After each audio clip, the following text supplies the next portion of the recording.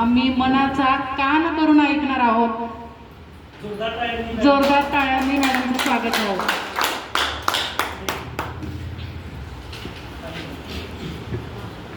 धन्यवाद. ग्लोबल व्यासपीठ कराड, धाडसानं भाषण करायला शिका. खरंच फारच धाडस मगासपासून वाढलेलं आहे या ठिकाणी. आणि या सुंदर अशा असणाऱ्या आजच्या या वातावरणात कान आणि मन एकत्रित झालेलं.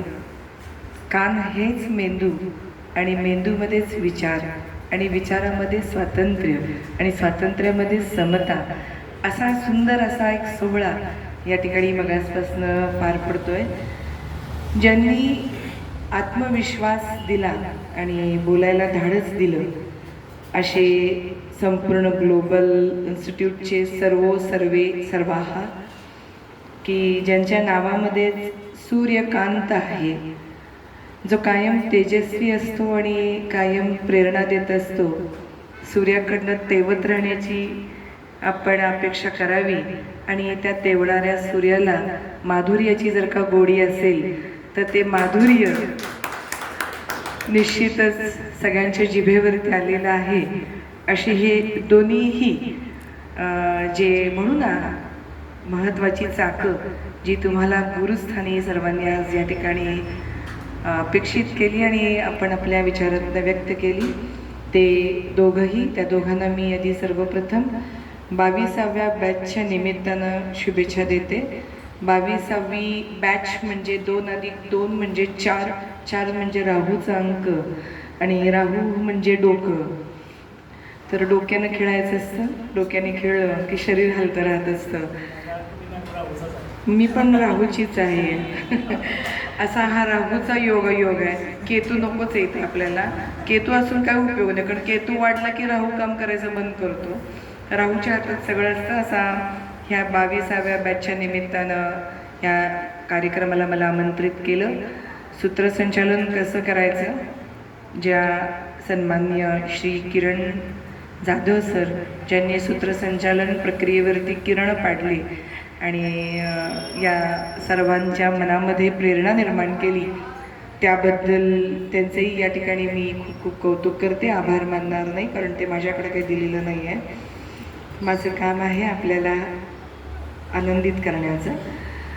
मगासपासून मी ऐकते आहे, अगदी सुरुवातीला नागेश सर, मी आडनावं फार कमी घेते, कारण आई वडिलांनी एवढं पाळण्यात घालून हलवून ठेवलेले हे ना सर. म्हणजे मला वाटतं की बारसं घातलेले, जिलेबी पेढे वाटलेले आहेत, तर का नाही आपण त्यांची इतकी सुंदर नावं असतील तर नावं घ्यावी. आणि नावं माणसं ठेवतात, तर नावं न ठेवता नावं घेण्यात मजा असते. आणि आपल्या भारतीय संस्कृतीमध्ये स्त्रीलाच नाव घ्यायला लावतात. तर हे नाव न घेता आपण या पद्धतीनं जाऊया. सन्माननीय नागेश जे आहेत त्यांनी मनोगत व्यक्त केलं. धर्मेंद्र जे आहेत, हेमा मालिनी नाही आहे इथं, तरीसुद्धा त्यांनी वक्तृत्वातनं वकिलीमधनं सुद्धा खूप छान विचार मांडले. संदीप यांनी सुद्धा धाडसाने प्रयत्न केलेला आहे. आणि स्वातीताई, की कदाचित माझ्या लांब केस असताना 2 वेण्याच्या स्वातीताईनं घरी आल्यावर घातलेल्या आहेत, म्हणून मी स्वातीताई म्हणलं. कारण नंतरचे महाजन असतील, महाजन मोठे असतात, पण माझ्यासाठी स्वातीताई हृदयात आहे अजूनही. आणि या ठिकाणी आजच्या कार्यक्रमाला मनोगत व्यक्त केलेली विकास आहेत, विक्रम आहे, वृषाली आहे, साळुंके सर आहेत आणि प्रतीक,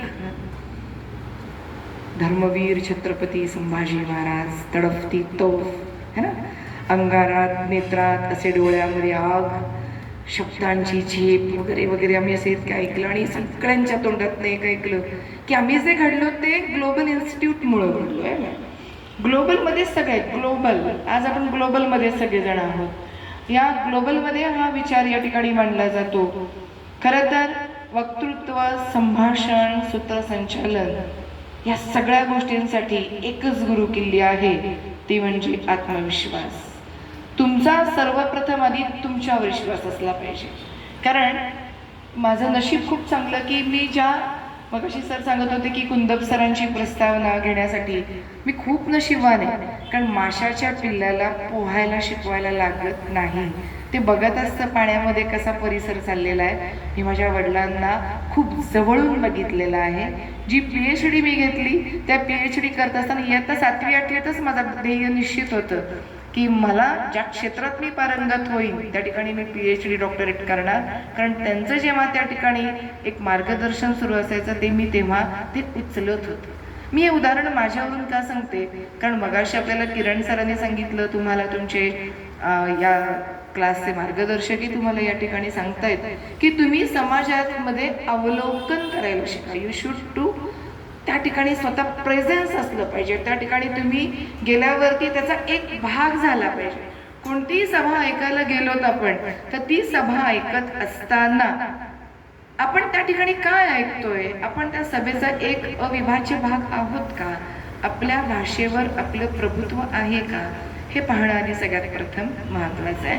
कारण वक्तृत्व, बऱ्याच जणांना वक्तृत्व हा शब्द म्हणताना सुद्धा अडचण निर्माण होते. वक्तृत्व होतं मध्ये, वक्तृत्व झालं की तोंड वाकडं होतं, बोलणाऱ्याचं पण होतं आणि ऐकणाऱ्याचं पण होते. बाबा काय बोलायला लागलंय कुणास ठाऊक. म्हणून वक्तृत्व ही कला आहे आणि जेवढी सोपी आहे तितकी माझ्या दृष्टीनं अवघड कला आहे ही. आणि याच्यासाठी अवघड कला मी का म्हणते, कारण आपलं म्हणणं पटवून देणं हे भांडणात सोपं असतं, पण विचार जेव्हा एखाद्याच्या मनात पेरायचे असतील तर त्याच्या कानातनं मनात शिरता आलं पाहिजे.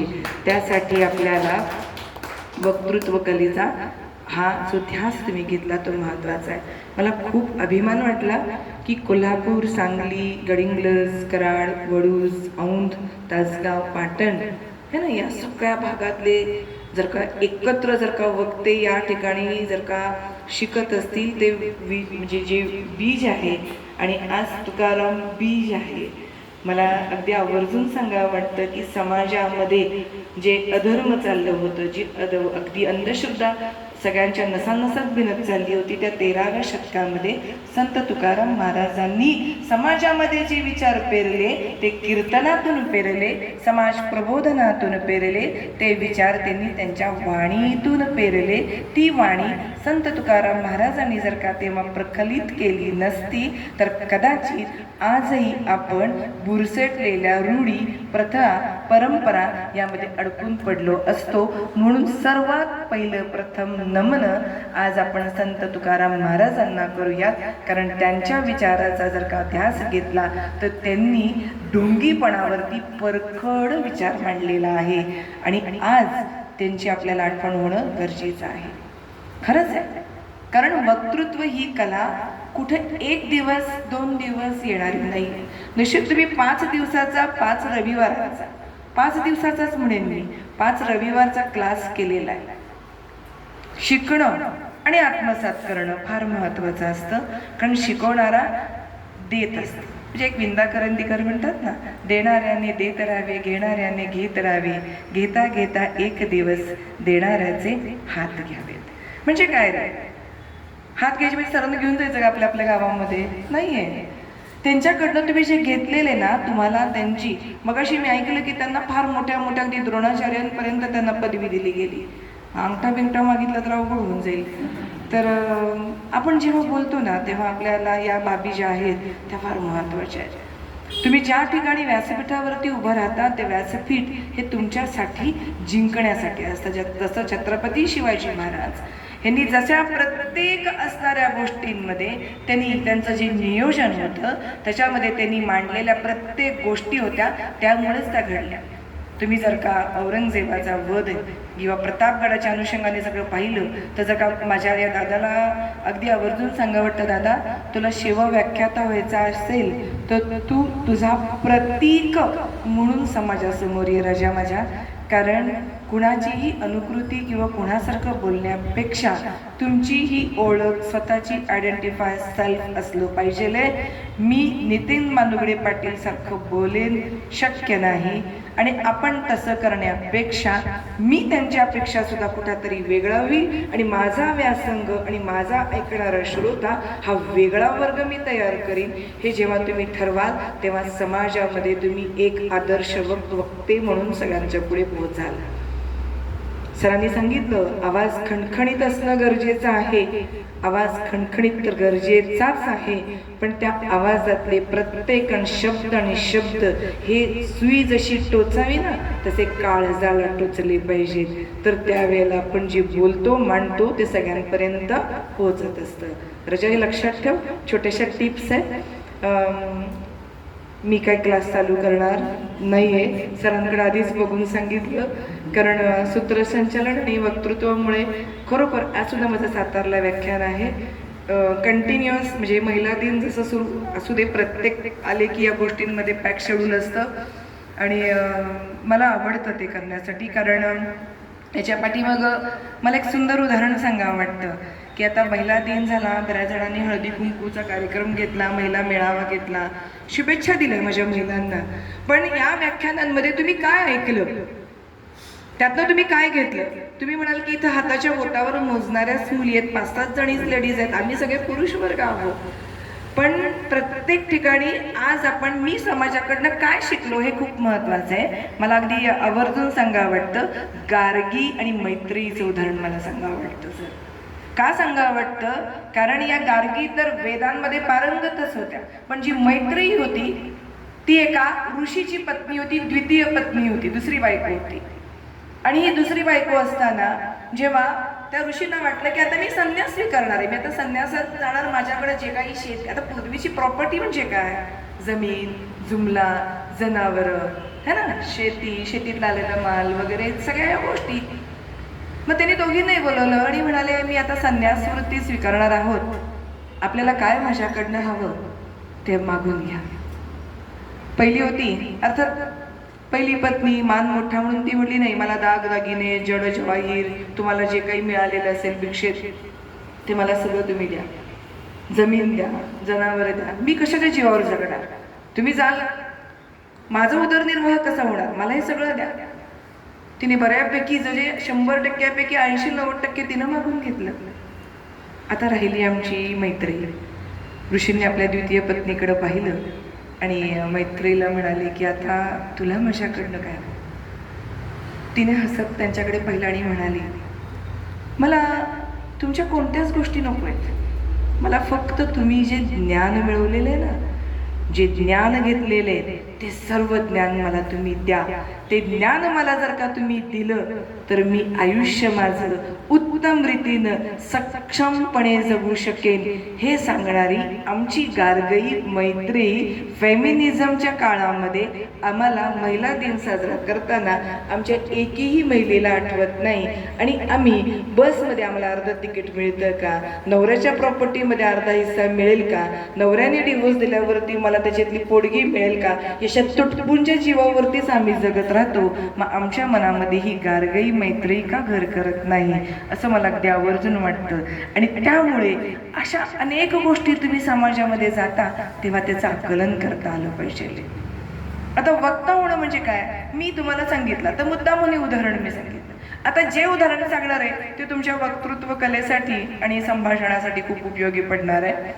मला फार आवडतं उदाहरण सांगायला आणि इंटरेस्टिंग. आता मी हे कसं सांगते, तुम्ही सगळ्यांनी मगाच जणांनी आल्या आणि इथं कथा सांगितल्या, गोष्टी सांगितल्या आहे ना दीदी, तू पण सांगितली, बऱ्याच जणांनी सांगितली. शैली कशी व्हायचं, मी आता कथा सांगणार आहे. समोरच्याला कसा खेळवून ठेवायचा, नजरेत ताकद असली पाहिजे. बघितलं ना छावा पिक्चर जर का बघितला असेल तर छत्रपती संभाजी महाराजांचे जेव्हा डोळे काढायला येतात तेव्हा विकी कौशिकनं जो अभिनय केलेला आहे डोळ्याचा, सर आपण अभिनय विशारद आहात, त्यांनी जी डोळ्यांची खूण केली, येड माझे डोळे काढ, नुसतं पापड्यांनी खुणवलं. या डोळ्यांची भाषा त्या डोळ्यांना कळली, तुझे डोळे माझ्या डोळ्यांना पाहून बोलले, तुझ्या डोळ्यात माझ्या डोळ्यांचे अश्रू मिळाले. किती अर्थ आहे याच्यामध्ये. अरे मला पाहताच जर का आपलं पूर्व प्रियसी असेल आणि जर का जाताना चुकून मंडईत बाजारात भेटली शेजारी बायको असेल आणि जर का नजर झाली तर नजर नाही सरता आली पाहिजे. नजरेत कळलं पाहिजे की माझे डोळे तुझ्या डोळ्यांना पाहून तुझ्या डोळ्यातले भाव माझ्या डोळ्यात कळले, माझे भाव तुझ्या नजरेत का अश्रूंनी ओथांबले किंवा का भरून आले, हे जे ओथंबण आहे ते तुम्हाला या ठिकाणी कळता आलं पाहिजे. म्हणजे काय तर एक गोष्ट सांगते, अगदी आवर्जून सांगते, आपण तेच करतो आपल्या भारतीय संस्कृतीमध्ये. आपण आजचं उद्या, उद्याचं परवा आणि तेच करणार. अजूनही काही जण म्हणतात की आम्ही हेच करणार, आम्हाला हेच सांगितलं आम्ही तेच करणार. पण इतका सुंदर इतिहास आपल्या भारतीय संस्कृतीचा आहे, सुजलाम सुफलाम आहे, पण आम्ही त्याच्याकडे कधीच डोळसपणे पाहत नाही. तर ते पाहण्यास शिकण्यासाठी मी एक सांगते आणि एक कविता एक सादर करून दाखवणार की कशी सादर करायची असते ते. एक 4 मित्र असतात आणि त्यांच्यावरती एक संशोधक लक्ष ठेवत असतं. संशोधक म्हणजे रिसर्चर, की त्याला अभ्यास करायचा असतो. आणि 4 जे आहेत, ज्या गोष्टी निवडलेल्या आहेत ती 4 माकडं असतात. मुद्दामून मी माकडांची गोष्ट निवडली, आपण पण तिथनंच आलेलो आहोत. फक्त शेपूट गळली, वापरली नाही म्हणून. हे वापरलं नाही तर आपण कशी दिसू विचार केला पाहिजे. तर ही जी 4 माकडं आहेत त्यांच्यावरती संशोधक त्यांना एका खोलीमध्ये नेतो. अशी आपली कशी छान खोली आहे तशा खोलीत नेतो, पण तिथं काही नसतं. ती 4 माकडं त्या खोलीत सोडून दिलेली असतात आणि एक शिडी लावलेली असते आणि केळांचा खड एक ठेवलेला असतो. दार लावून घेतलं जातं आणि कॅमेरा लावलेला असतो. आता काय होतं, माकडं जास्त काही कष्ट घेत नाहीत, उड्या मार, इकडं जा तिकडं जा, त्यांचं सगळं सुरू असतं. त्यातल्या एका माकडाला उड्या मारून भूक लागली आणि भूक लागल्यावर तो खाण्याच्या शोधात, स्मेलिंग वास, भूक लागली की आपल्याला बघा आता सगळ्यांना अजून थोड्या वेळाने भूक लागली, काय मग सर आज उपहार आहे की नाही, किंवा असं लगेच आपली तुमची चर्चा सुरू होऊन जाईल. म्हणजे आपलं जसं 5 इंद्रिय त्यातलं नाक सगळ्यात भारी असतं, त्याला लगेच कळतं कुठं काय चाललंय ते. त्याला कळते इथं कुठतरी खायचं काहीतरी, मी तो शोधतो, त्याला शिडी दिसते आणि ते शिडीवर चढतो आणि केळाला हात लावणार इतक्यात संशोधक वरनं काय करतो, त्याच्या खोलीमध्ये ठिकठिकाणी असे शॉवर बसवलेले असतात पाण्याचे, त्यातनं पाणी पडायला लागतं आणि सगळं पाणी त्याच्या अंगावर पडतं, डोळ्यात तोंडात जातं आणि ते बरोबर खाली उतरतं आणि बाकीची 4 माकडं भिजतात आणि माकडं भिजल्यावर ते अंग झाडायला लागतात आणि अंग झाडत असताना ही सगळी चांगली जाम भिजतात. आता करायचं का, भिजलो, भूक पण लागली, एक 5-10 मिनटं थोडंसं जातं, शॉवर ऑटोमॅटिक बंद होतात, परत पुढचं एक माकड उठतं आणि त्या केळाच्या घडाकडं जायला लागतं. ते जातं तिथंपर्यंत हात लावतो, शॉवर सुरू होत नाही, पण बाकीची माकडांनी मगाशी बघितलेलं असतं की तिथं हात लावला की अंगावर पाणी पडतं ना आपण भिजतोय. ती तिघं जातात आणि त्याला वरनं ओढत आणतात खाली, धड. ती सगळी परत खाली पडतात. शॉवर चालू झाला होता का, नव्हता. पाणी पडलं होतं का, नव्हतं.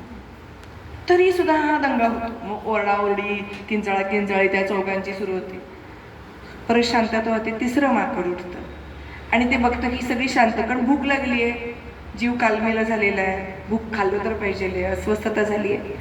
परत त्यातलं एक माकड उठतं आणि कुणाला न बघता हळूच वर चढायला लागतं. आपल्याकडे असतं घरामध्ये, नाही मी आता जेवणार नाही, जा मला भूक नाही, मात्र थोड्याने सगळं फस्त झालेलं असतं है ना. आपल्या घरामध्ये लाडू असतात, रुसलेले असतात, तशा बऱ्याच गोष्टी चालतात. ते उठतं आणि तेवढ्यात एका माकडाच लक्ष जातं की अरे बाबा हे सोडलं, आता परत पाणी पडणार, पाऊस होणार, सगळं भिजणार, चिक होणार, चला याला खाली घेऊया. त्याला परत आणलं. संशोधक सगळं कॅमेऱ्यातनं बघतोय. तो काय करतो, ह्या चौघातलं एक माकड बाहेर काढतो, नवीन माकड फ्रेश, की ज्याला काही इतिहास माहीत नाही, त्याला आज सोडतो. ते मस्तपैकी जातो, ह्याची खोडी काढ, त्याची खोडी काढ. पहिली 3 वैतागलेली आहे, हे फ्रेश आहे, खाऊन पिऊन टरटरीत मस्त आले, ते दंगा करतोय, जरा खेळायला लावतं, त्याला भूक लागते आणि ते वर चढतो. त्याला दिसतं तिथं केळ आहे आणि तो केळ सोलणार आणि खाणार. तेवढ्यात चौघं त्याला खाली घेतात, बेदम मारतात. इतकं मारतात की त्या माकडाला हातातलं केळं गळून पडलेलंही कळत नाही. मग संशोधकाच्या लक्षात येते की आजही आपला समाज त्याच प्रवृत्तीमध्ये जगतोय. पुढे चाललं. आमच्या बाबतीत बाबा असं झालं होतं, तू भाषण करणार ना स्टेजवर, माहितीत का किती लोक असतात, 500, कमीत कमी आपल्या गावात सभा होती 500 असतात, नाही ते. हो, मग मी तयारी केली आहे का, माझी स्क्रिप्ट कागद नेणार वरतून, कागदातलं बघून बोलणार, काय राव, ग्लोबल इन्स्टिट्यूटला गेला आणि कागद नेणार आहे वरती तू. अरे मग काय करायचं, तसलं काय नसतंय बघ, पाठांतर कर, पाठांतर, रट्टा मार. मग जमल मला. हो, तिथं गेल्यावर बघ, कुणाकडं बघू नको, तोंडाकडं बघितलं ना माणसांच्या, थोडं थोडं वाढते. त्यापेक्षा असं करू, वर बघ, वर.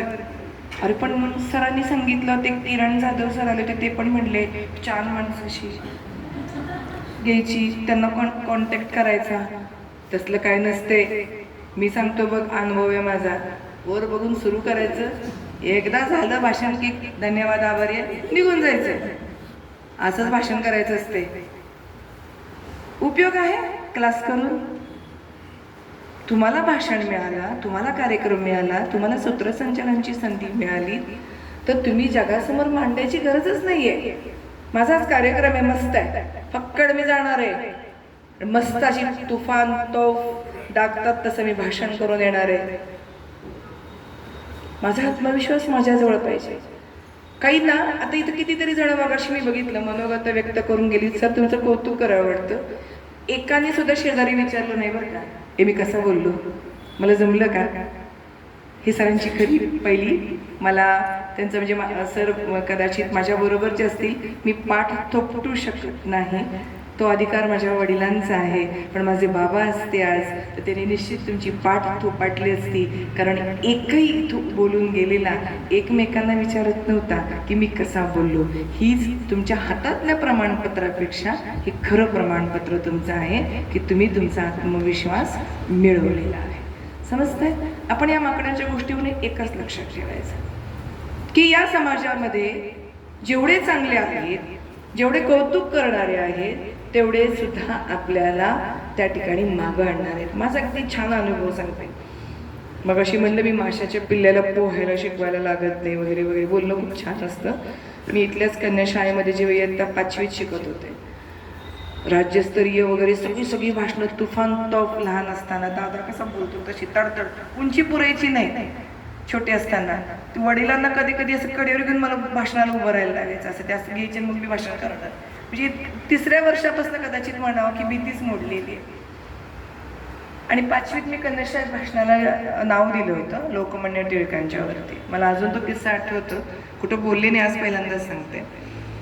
तिथे गेल्यावर कसं असतं, टिपिकल भाषणं असतात ना सर, रोटरीमध्ये पण आपण ऐकतो की एक स्क्रिप्ट सुरू झाली, धड धड धड धड धड धड 10-12 त्याच्यावर बोलणारे असतात. आणि वडिलांना वेळ नव्हता, वडील कायम कामात बिझी. मी एका दुसरं पुस्तकातून माझं मी स्क्रिप्ट पहिल्यांदा तयार केलं होतं. आणि ते शेंगा खाल्ल्या नाहीत, फुलपट उचलणार नाही, टिपिकल. त्याच्यात काही फार भानगड नव्हती. झालं, शाळेत गेलो आणि असं दरदर होतं ना, म्हणजे बाहेर व्याख्याती छोटी असताना जायचं, मग ही बक्षीस जिंकणारच असंच. तिथं गेले आणि अशा गेल्यावरती माझ्या ताईला माहिती आहे की मैत्रिणी खूप छान असतात आणि खूप छान मित्रमैत्रिणी. एखाद्याला कसं ओरडायचं, कसं पाडायचं हे आपल्या बरोबरच्याला खूप छान कळतं. आणि माझ्या 5-7 मैत्रिणी पुढं बसलेल्या, त्या म्हणल्या तू आज भाषण करून दाखव. म्हणलं करणार, म्हणले एवढं काय त्यात. गेले. त्यांनी खाली गेल्यावरती मुलींची आमची सगळे तोंडावर हात धुवून अशा हसल्या. आमच्या मुलींच्या मनामध्ये पहिली पाल चुकचुकते, का हसल्या, माझी वेणी वाकडी झाली आहे का, टिकली सरकली आहे का, हा माझा ड्रेस आखूड आहे का, मग मी अशीच उभी राहू का. अनेक मनात शंका आल्या आणि जे मी बोलायचे ते मी सगळे विसरले, कारण मी रट्टा मारला होता. बाबा नव्हते घरात. एवढंच आठवत होतं, मी शेंगा खाल्ल्या नाही तर मी फुलपट का उचलू. एवढं बोलून मला नंबर कुणी दिला नसता. फुलपटाच्या पेक्षा वाईट अवस्था झाली होती. सारखं एकच वाक्य आठवत होतं, अध्यक्ष महाशय गुरुजन वर्ग, अध्यक्ष महाशय. फुलपट्यापेक्षा फुलपटलेली अवस्था माझी झाली होती. 5 मिनिटाच्या भाषणाला 3 मिनिटं मी निशब्द होते व्यासपीठावरती. उतरताना डोळे गच्च पाण्याने भरलेले होते. घरी आले, बाबा म्हणले कुठे आहे, माझं पारितोषिक कुठे म्हणले. म्हणलं टाकलं कचरा कोंडीत. म्हणजे शोभतं का तुला बोलायला.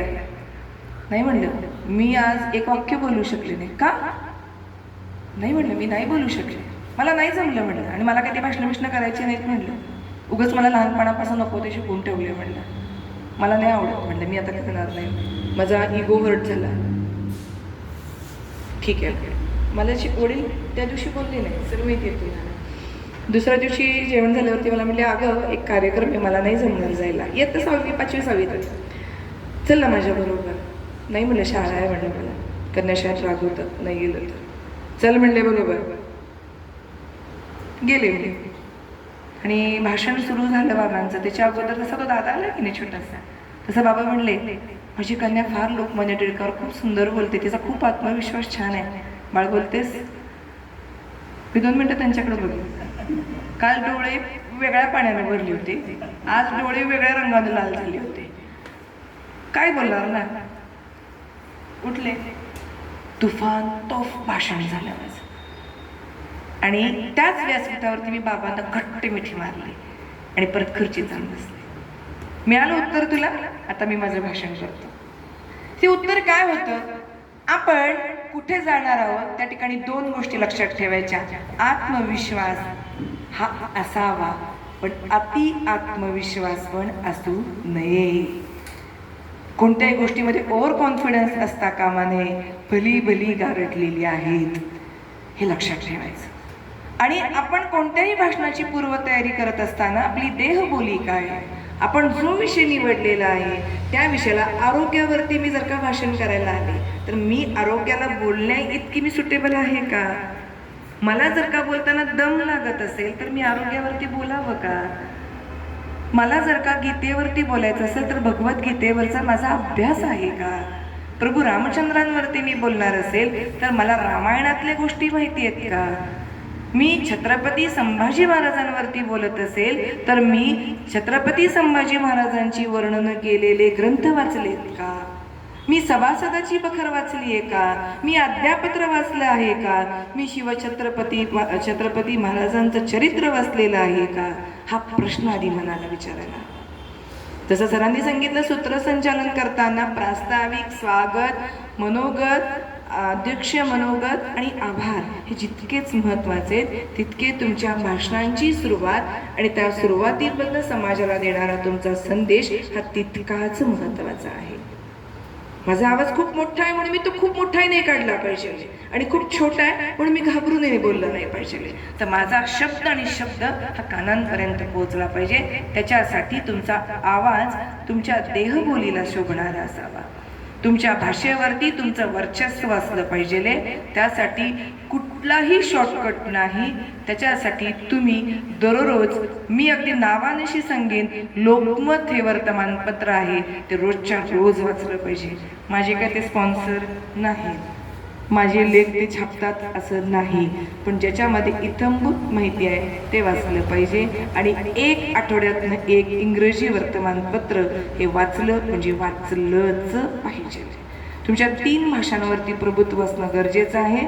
एक पहिली आणि पहिलीच कायम लक्षात ठेवायचं, मातृभाषा मराठी भाषा. अभिजात भाषेचा दर्जा मिळाली मराठी भाषा, ती पहिल्यांदा आपली पाहिजे. आणि सुरुवात नेहमी मराठीतूनच करायची. कुठेही जावा, मी दिल्लीपर्यंत व्याख्यानाला गेले, माझी मातृभाषा मराठी आहे, नंतर बाकीच्या भाषांचा विचार करायचा, कारण त्याच्यामध्ये आपल्याला आपलं असणारं वक्तव्य मांडता येतं. त्यानंतर हिंदी आणि इंग्रजी 3ही भाषा तुमच्या व्यवस्थित अवगत असणं गरजेचं आहे. त्यासाठी वर्तमानपत्र वाचली पाहिजेत. आणि याच्यामध्ये छोटी मुलं आहेत आणि यामध्ये प्रौढही आहेत. तर तुम्ही वाचताना असं विचार करू नका की मी आता एक 35, 40ला 25ला मी छोटी छोटी लहान मुलांच्या गोष्टींची पुस्तकं असतात ती कशी काय वाचत. अरे, तुम्ही जेव्हा भाषणाला उभं राहता, उदाहरणं देण्यासाठी तुम्हाला ती निश्चित उपयोगी पडणार आहे. यासाठी एक इतकं छान उदाहरण सांगते. सर, एक मला वाटते 5-10 मिनटं, किती वेळ तुम्ही म्हणाल असं, ती बेल ठेवली आहे सरांनी वाजलं, त्यामुळे काही हरकत नाही आहे. कारण मगाशी सरांची बेल वाजत होती. कारण प्राध्यापक आहे ना, टोल पडला की आत जातो, टोल वाजला की बाहेर येतो, कुणामध्ये टोलवा टोलवी करत नाही, तो प्राध्यापक असतो. आणि प्राध्यापकाला बेल वाजायचं भान असतं, बेल वाजल्यानंतरचे भान असतं, पण मध्ये मध्ये काय वाजलं तर मग वाजत असतं. त्यामुळे याची दक्षता घ्यावी लागते. तर एक उदाहरण सांगते की मी महानुभाव साहित्याचा अभ्यास केला, अतिशय प्राचीन साहित्याचा मी अभ्यास केलेला आहे. त्याच्यामध्ये एक दृष्टांत सांगते, तो तुम्हाला उपयोगी पडणार आहे. वेवाचा दृष्टांत सांगते मी तुम्हाला. वेव म्हणजे लाकूड, आणि एक सूत गिरणी इंडस्ट्रीमध्ये काम करणारा म्हणजे सुताचं गुंडाळी करणारा आणि त्याचं सूत तयार करणारा एक विणकार असतो. आणि तो विणकाराचं एक दिवशी सूत गुंडाळत असताना ते लाकूड तुटतं आणि तुटलेलं लाकूड तुटल्यामुळे ते सूत असं सगळं बाहेर पडतं. मग तो काय म्हणतो की आता मला हे आणायला बाजारात गेलं पाहिजे लाकडाचा तुकडा आणण्यासाठी. पूर्वीच्या काळी असं नव्हतं, मॉल नव्हते, झोमॅटो नव्हता किंवा लगेच ऑनलाईन केलं तर येतही नव्हतं. आणि पूर्वीच्या बाजाराला जायचं म्हणजे गुरुवार रविवार प्रत्येक गावाचा बाजार वेगवेगळा दिवशी आहे. मग तो ठरल्याप्रमाणे बाजाराला निघतो. आता मिल्टनचे डबे नव्हते हो पूर्वी, है ना. ओलं कापड केलं जायचं, त्यात भाकरी ठेवली जायची, त्यात चटणी ठेवलेली जायची आणि गाठ मांडून आमची ती शिजोरी बरोबर असायची. असं घेऊन तो निघाला. जाता जाता एका तरी बघितलं की बाबा कुठेतरी पाण्याचा जागा बघून तो त्या ठिकाणी जेवायला बसला. आणि ज्या ठिकाणी जेवला तिथं एक मोठं झाड होतं. त्या झाडाच्या सावलीत बसला, जेवला, तिथल्याच ओढ्याजवळ हात धुतले, पाणी प्याला. इतकं छान गारवा त्याला मिळाला आणि तिथंच असणाऱ्या एका दगडाला उशी करून तो निजला. इतकं समाधान मिळालं नैसर्गिक वातावरणात त्याला. उठल्यावर म्हणलं, अरे वा, काय छान वातावरण आहे, काय सुंदर वृक्ष आहे, डेरेदार, मस्त. हाच माझा आता दिवस चांगला गेला. पण अरे, ज्या कामासाठी मी निघालोय तिथपर्यंत मी पोहोचेन का? एवढ्यात हा विचार मनात येईच तोवर त्याच्या वरनं एक लाकूड असतं, ते खाली पडतं त्याच्या समोर पडतं. अरे वा, आजचा दिवस भारीच गेला. आज कुणाचं तोंड बघितलंय मी. खायला मिळालं, पाणी मिळालं, प्रवास झाला, विश्रांती झाली, पाहिजे तसं लाकूड मिळालंय. हा झाड भारी आहे, खरंच कळते वाटतं ह्याला बोललेलं. तर ते कल्पवृक्ष असतं. ते झाड म्हणतं, होय, मी कल्पवृक्ष आहे. तू माझ्या सानिध्यात बसलास, माझ्या सानिध्यात खाल्लंस, माझ्या इथं विश्रांती घेतलीस, माझ्या सावलीचं माझं कौतुक केलंस आणि या वाटसरूवरती मी प्रसन्न झालोय. बोल, तुला काय पाहिजे? सर म्हणतायत, बोला, आज समारोप आहे, काय पाहिजे? काय नाही सर, तेवढं सर्टिफिकेट द्या. तसंच तो वाटसर काय म्हणतोय, प्रसन्न झालाय, लाकूड तर दिलंय, आता हे तुटलं तर अजून एक असं म्हणून अजून एक लाकूड द्या. अरे, कुणी प्रसन्न झाल्यावर काय मागावं हे कळण्या इतकं तरी आपली बुद्धी आपण वापरली पाहिजे. हा वेवाचा दृष्टांत आपल्याला हे सांगून जातो की जर का भगवंत प्रसन्न होत असेल तर मोक्ष मागावा, का घरामध्ये अजून एक चारचाकी गाडी यावी.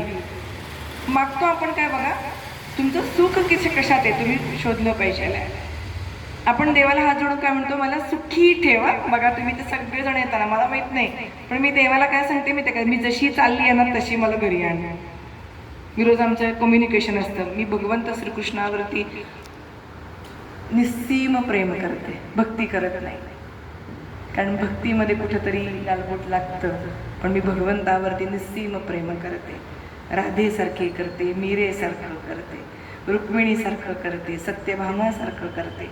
आणि कधी कधी त्याची सखी होते, प्राणप्रिया होते, त्याची अर्धांगिनी होते, त्याच्या भक्तीमध्ये रममान होते. का तर मी त्याला स्वीकारलेलं आहे. भगवंताने आपल्याला स्वीकारावं एवढं मोठं आपण नाही आहे, आपण त्यांना स्वीकारलेलं आहे. हा आनंद आहे आणि माझ्या भक्तीमध्ये आनंद आहे. हा आनंद घेता आला पाहिजे आपल्याला. म्हणजे मी काय सांगत होते उदाहरण, की तुम्ही ज्या ग्लोबल इन्स्टिट्यूटमध्ये आलेला आहात, आज तुम्ही समारोप म्हणून आलाय, वेवासारखं घेऊन जाल. कदाचित हे तुमचं मिळालेलं प्रमाणपत्र तुमच्या असणाऱ्या फाईलमध्ये झिजेल, अक्षर पुसट होतील, पण सरांनी जे ज्ञान तुमच्या मेंदूवरती, बुद्धीवरती, हावभावावरती कोरले ते मात्र पुसून जाऊन देऊ नका, ते विरून जाऊ देऊ नका. इथं आलेलं संभाषण कौशल्य तुम्ही जे शिकलेलं आहात, इथं आलेलं जे वक्तृत्व शिकलेलं आहात, जी देहबोली शिकलेले आहात, जी नजरफेक शिकलेले आहात, ती तुम्हाला आयुष्यभर जोपासायची आहे. कारण 22वी बॅच जरी झाली तरी त्या 22व्यावरती अनेक शून्य आपल्याला लावायचे. ते तुम्ही सर्वांचे इन्स्टिट्यूटची जे तुम्ही कोण आहात तर बीज आहात. मी रोपटं म्हणणार नाही, कारण तुम्ही जिथं जाल तिथं अंकुरित करणार आहात. तुमच्यासाठी व्यासपीठ हे मोकळं आहे आणि तुम्हाला त्या ठिकाणी जाऊन धुमधुमायचं आहे आणि तिथं जाऊन तुम्हाला यश मिळवायचं आहे. असं काहीच मी निघताना, मी सरांना माहिती असेल, मी सांगते, मी निघाले की माझ्या मिस्टरांना मी सांगत असते की मला म्हणले, तू निघालीस, अगं सगळ्यांचं करतेस. माझ्या आईवडिला, म्हणजे माझा अभिमान आहे तो, मला माझ्या आईवडिलांची म्हणजे सासू सासऱ्यांची सेवा करायला आवडते. आणि मी सगळं आवरून कदाचित थोडंसं सर मला उशीर, कारण माझे सासरे आजारी असतात, त्यांचं सगळं आवरलं आणि मी निघताना मला म्हणले, मिस्टर राघू तू कालपासनं काम, तुझी पेपर, तुझी व्याख्यानं, आज काय बोलणार आहेस? मी कोण आहे म्हणलं. म्हणले तुम्ही मला काय म्हणता? म्हणले विराट कोहली. मग विराट कोहलीला काय लागतं? ऑडियन्स. माझ्या ऑडियन्स समोर बसली की 6 मारायची का 4 मारायची माझं मी बघते ना म्हणलं. त्याच्यासाठी काय पाहिजे? घेतलं पुस्तक मी हातामध्ये, माझ्या हातामध्ये कागद आहे, फक्त तुमच्या सगळ्यांची नावं इन्स्टिट्यूटचं आहे, बाकी काही नाही आहे. कुठून आलं हे?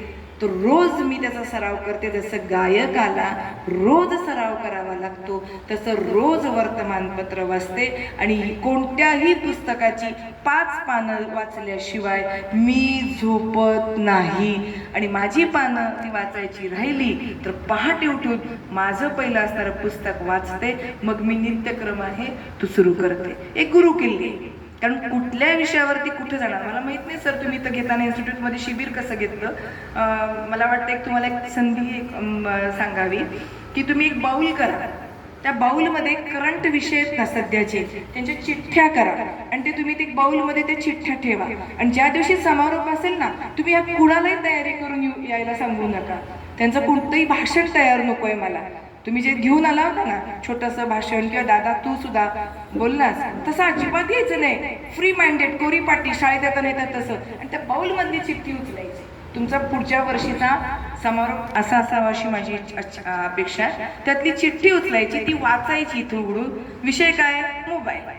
आपण घेतो ना रोटरीमध्ये सर, हां, किंवा ती चिठ्ठी उचलायची. काय? आनंद, पिशवी, काय येईल ते दैनंदिन, त्याच्यावरती तुम्ही 5 मिनिटं बोलू शकला पाहिजे. त्या दिवशी तुम्ही खरे वक्ते झालात. कोणत्याही विषयावरती न तयारी करता बोलता आलं. कारण म्हणजे भोसले सर, संभाजीराव भोसले सर जेव्हा बोलायचे, बाबांच्यामुळे मी त्यांना भेटले. आणि कवीवर्य कुसुमाग्रज, त्यांची जी कविता तुम्हाला मी शेवटी सांगणारच आहे, त्यांना सुद्धा मी भेटले. वडिलांच्यामुळे मला हे भाग्य मिळालं. तर त्यांच्याशी मी बोलताना ऐकलं, मी एवढ्या मोठ्या संतांकडनं, एवढ्या मोठ्या वक्त्यांकडनं जेव्हा मी ऐकलं, तेव्हा ते म्हणायचे आपण जे बोलणार आहे ते कुणाला माहिती आहे? मला माहिती आहे. तुम्हाला माहिती आहे का मी काय बोलणार आहे? नाही. उगाच कशाला घाबरायचं दुसऱ्याला? मी अध्याय म्हणणारे, कविता म्हणणारे, ओवी म्हणणारे, मला माहिती आहे. आपण उगाच समोरच्याला काय नाही. आणि समोर आपल्या काय बसलेली आहेत, माफ करा, दगडधोंडे बसले जर का असं समजलं तर आपण बोलणारा कॉन्फिडन्स वाढतो. म्हणून समोरच्याला निर्बुद्ध समजायचं का? नाही. म्हणून ह्याची प्रॅक्टिस जरी आरशासमोर केली सरांनी सांगितल्याप्रमाणे, तरी घरामध्ये आज TV आणि मोबाईलचा अतिरेक वापर होत चालला आहे. तुमच्या कुटुंबात 4 जरी माणसं असली तरी त्यांना एखाद्या दिवशी शनिवारी घरामध्ये घ्या बाजूला.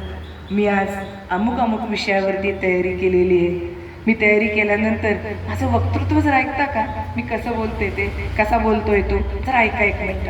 म्हणून त्यांना ऐकवा. कदाचित म्हणतील अरे घरात नाही लुडबुड करणारी, भाजी करणारी, स्वयंपाक करणारी, वकील प्रोफेशन असणारे, संचालक असणारे, अजून काही पद असणारे, युवा नेतृत्व असणारे, मस्त बोलतोय की रे, अरे मग काम कर ना, ही स्पर्धा इथे होतीये, तू नाव दे की. स्पर्धेमध्ये सहभागी व्हा. जसं मी अपयश स्वीकारलं तसं तुम्ही अपयश तेही स्वीकारता आलं पाहिजे.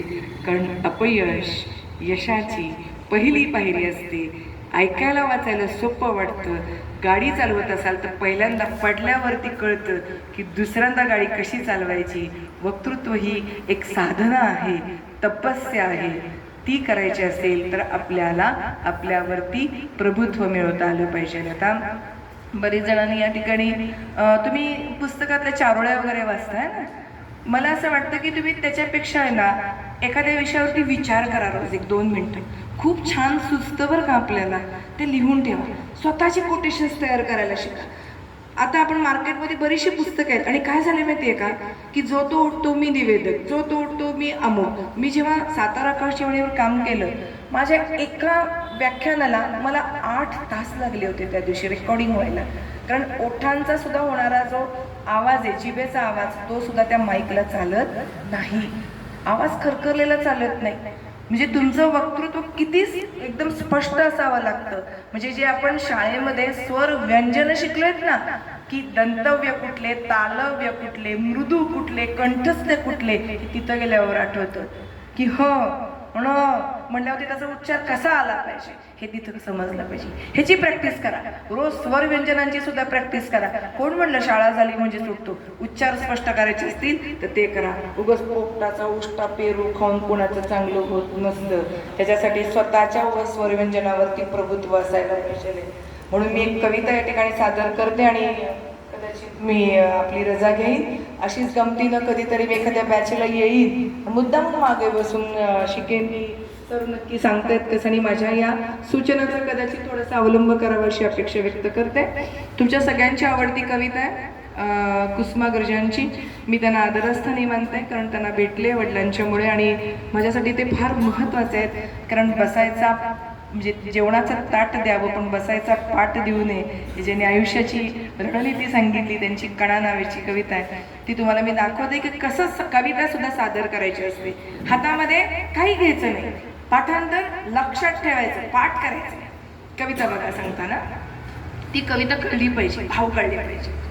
ओळखलत का सर मला, ओळखलत का सर मला, पावसात आला कोणी, कपडे होते कर्दमलेले, केसावरती पाणी, क्षणभर बसला, क्षणभर बसला, नंतर क्षणभर बसला, नंतर हसला, बोलला वरती पाहून, गंगामाई पाहुणी आली, गेली घरट्यात राहून, माहेर वाशिण पोरी सारखी चार भिंतीत नाचली, मोकळ्या हाती जाईल कशी, बायको मात्र वाचली, भिंत खचली, चूल विजली, होते नव्हते सर्व गेले, प्रसाद म्हणून पापण्यामध्ये पाणी थोडे ठेवले, खिशाकडे हात जातात, खिशाकडे हात जातात, हसत हसत उठला, पैसे नकोत सर, जरा एकटेपणा वाटला, मोडून पडलाय संसार पण मोडला नाही कणा, पाठीवरती हात ठेवून नुसतं लढ म्हणा, नुसतं लढ म्हणा.